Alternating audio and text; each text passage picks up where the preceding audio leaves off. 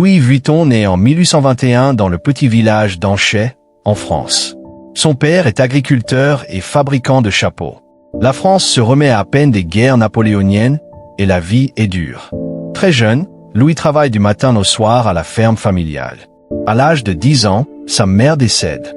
Peu après, son père se remarie et sa belle-mère lui rend la vie insupportable. À seulement 13 ans, Louis prend une décision qui va changer son destin.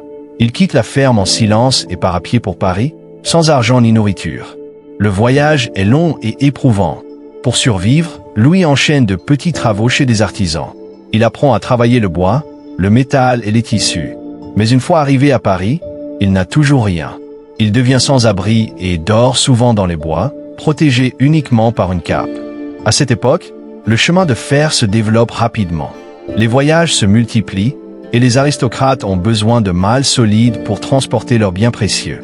Louis trouve alors un apprentissage chez un artisan réputé, Monsieur Maréchal, spécialisé dans l'emballage de malles. Grâce à son sérieux et à son sens du détail, Louis se distingue rapidement. Il devient même l'emballeur personnel de l'impératrice de France. Cette reconnaissance marque un tournant décisif dans sa vie et lui permet enfin de lancer sa propre activité. Louis décide alors de révolutionner le monde du voyage. À l'époque, les malles sont lourdes, en cuir, avec des couvercles bombés impossibles à empiler. Il crée des malles plates en toile, plus légères, résistantes à l'eau et faciles à transporter. C'est la naissance du bagage moderne. Malgré les doutes et les critiques, le succès est rapide. Louis applique ensuite cette innovation au sac à main, encore mal perçu à l'époque. Là aussi, le succès est immédiat. La demande devient si forte qu'il fait appel à son fils, Georges. Georges apporte sa propre innovation, une serrure révolutionnaire qui rend les malles presque impossibles à voler. Mais alors que l'entreprise est en pleine croissance, la guerre franco-prussienne éclate. L'atelier est détruit, les matériaux volés et la famille manque de nourriture. Une fois la guerre terminée, Louis refuse d'abandonner.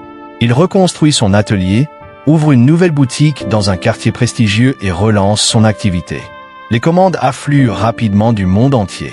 Louis innove encore en créant des motifs imprimés sur la toile, afin de se démarquer et lutter contre la contrefaçon. Il ouvre une boutique à Londres et publie son premier catalogue. Mais en 1892, Louis Vuitton meurt soudainement à l'âge de 72 ans. Son fils Georges reprend l'entreprise.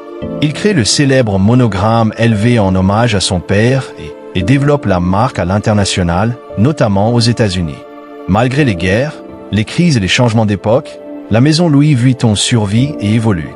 Dans les années 1990, la marque connaît une renaissance grâce à des collaborations audacieuses et à l'arrivée du créateur Marc Jacobs qui modernise son image et l'inscrit durablement dans la mode contemporaine.